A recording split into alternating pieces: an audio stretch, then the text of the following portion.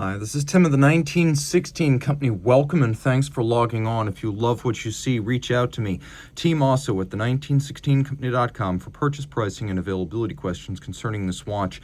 And this watch reminds me that every once in a while, amid the mass-produced machinery that crosses my desk, something truly exceptional will eventually land, and this is that watch, and this is that day.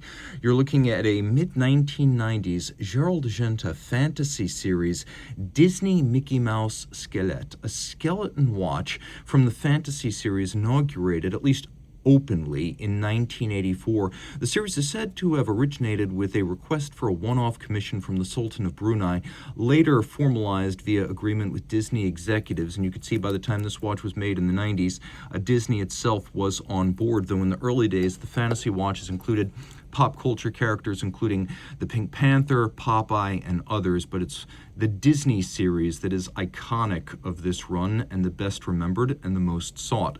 So in terms of the raw hardware, what you're looking at is a watch that is all Gérald Genta, not a Gérald Genta for Audemars Piguet or Patek Philippe, but under his own name, built out of the Valet du Jeu in his own manufacture. The watch is 35 millimeters in diameter in yellow gold. You can see the lovely Boscoriale tarnish that occurs on gold that's not touched for eons. It's 8.9 millimeters thick, 44 from end link to end link, and now we'll throw this on my wrist. Though you can't see this metric, it is 110.41 grams, so almost a quarter pound.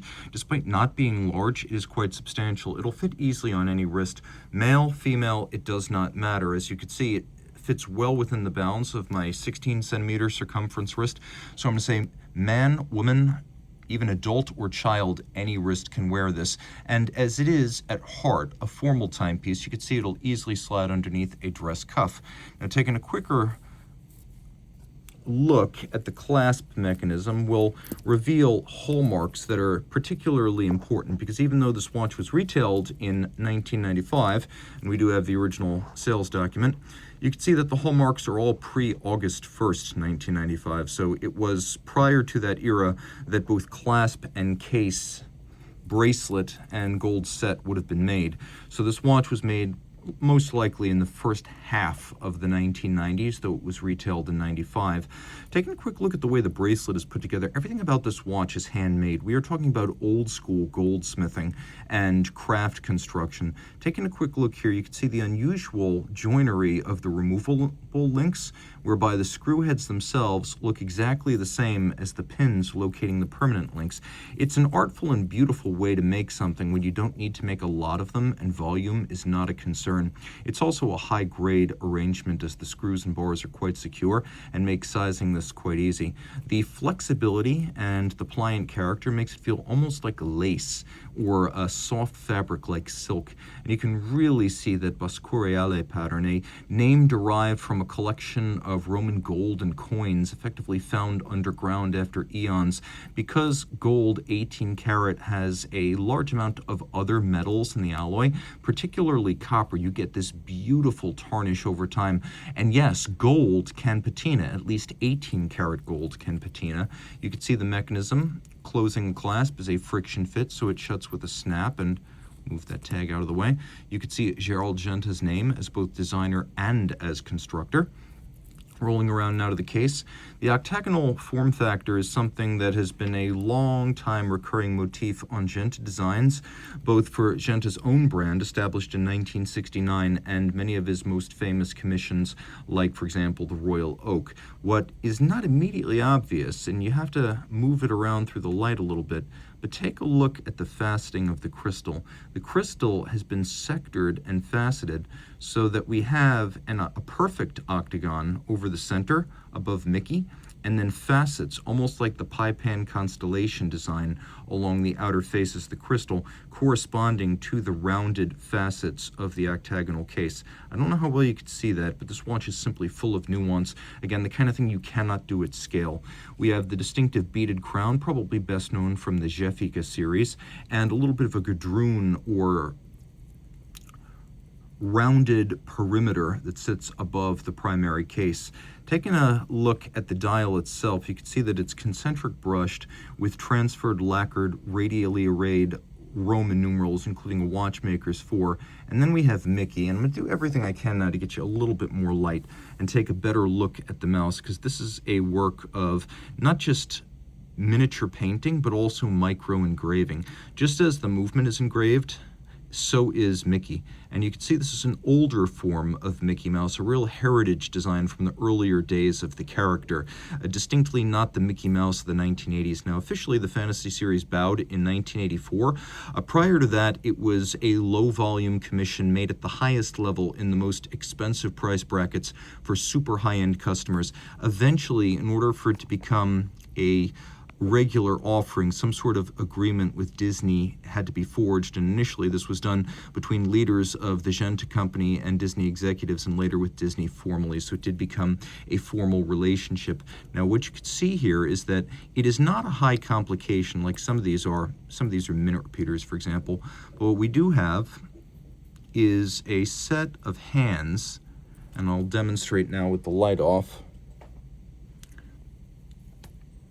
that represent original factory tritium, and almost as soon as you turn the light off, you can see that those tritium-loomed hands of Mickey fade to black. So this is a real original tritium dial. It has not been reloomed, nor have the hands been replaced.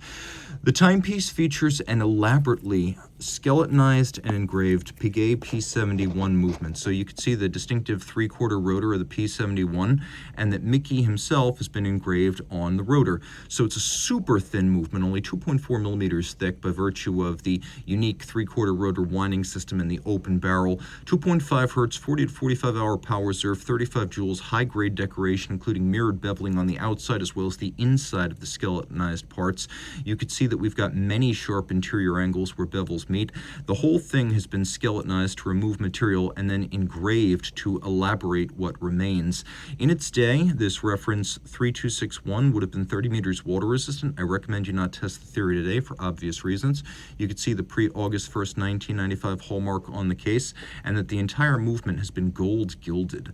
You can also see the underlying train and winding system of the P71, so a vision not just of the postmodernist sensibility of the artist, but also of the artisans who worked on the movement. And I should mention that the Fantasy series of 1984, along with the very earliest a la Silberstein watches of 1988 and 89, represented the beginning of postmodernism in watches, where values that were postmodernist, that is, beyond the super serious purview of the likes of Mies van der Rohe or Frank Lloyd Wright or the Whites in architecture or Walter Gropius. We were now into a postmodern era where silliness could coincide with deadly serious high-end watchmaking. And while it was controversial and subversive in the 80s, history has vindicated both Genta and Silberstein, who worked in somewhat different paradigms, pop culture versus high art. Nevertheless, they had the same idea to bring postmodernism into watch design. And so that is exactly the notion embodied in this beautifully made and incredibly rare handcrafted watch. There would be other Mickeys mass-produced and other Disney series, but to own one of the true high-end fantasy pieces, to feel like a Middle Eastern or Brunei potentate or sovereign, that is the experience you get here, the true full-fat Gerald Genta Fantasy Disney. So reach out to Team Mosso at the 1916company.com for purchase and pricing details.